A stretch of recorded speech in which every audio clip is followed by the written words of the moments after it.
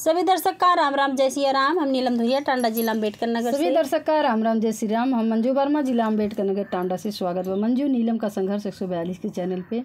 तो भैया लोगन गीत आबा मुंडन गीत, मुंडन सोहर गीत, तो आप लोगन जरूर सुनी है पूरा गाना और अच्छा लगी तो अपन चैनल पे प्यार दुला दी हैं, सपोर्ट करी हैं। तो आमे सुने। चिट्ठी काले काले बाबू का मामी दिहाली नाना दाला गे, दिहाली नाना दाला गे हो। चिट्ठी काले काले बाबू का मामी दिहाली नाना दाला गे, दिहाली नाना दाला गे हो। ननदी बाबुआ के पड़ल बा मोड़ नावा सबेरे चली आई हो। ननदी बाबुआ के पड़ल बा मोड़ नावा सबेरे चली आई हो। चिट्ठी काली खाली बाबू के मुआ दिहाली बाऊजी लागे, दिहाली बाऊजी लागे हो। चिट्ठी काली खाली बाबू के मुआ दिहाली बाऊजी लागे, दिहाली बाऊजी लागे हो। बाऊजी बाबुआ के फूफा परदेस बिरना भेजी देती हो। बाऊजी बबुआ के फूफा परदेस बिरना भेजी देती हो।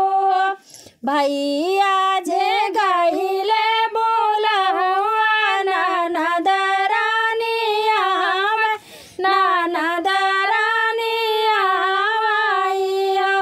भैया जे गईले बोलहुआ नाना दरानी आवे, नाना दरानी आवाई हो। ननदी अचारा मेरो पैजालरिया कागनवाने मांगाई हो। भाऊ ननदी अचारा मेरो पैजालरिया कागनवाने मांगाई हो।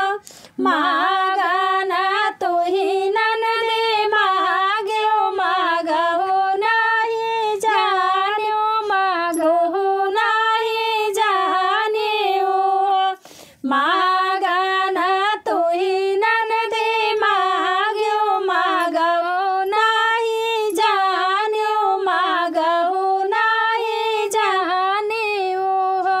ननदी तोहरा भैया नहीं धाना से कागनवा कहाँ पाई बहो। ननदी तोरा भैया नहीं धाना से कागनवा कहाँ पाई बहो। चिट्ठी काली खाली बाबू के मामी दिहाली नाना दाला गे, दिहाली नाना दाला गे हो। ननदी बाबुआ के पड़ल बा मोड़ नावा सबेरे चली आयो हो। ननदी बाबुआ के पड़ल बा मोड़ नावा सबेरे चली आई हो। धन्यवाद।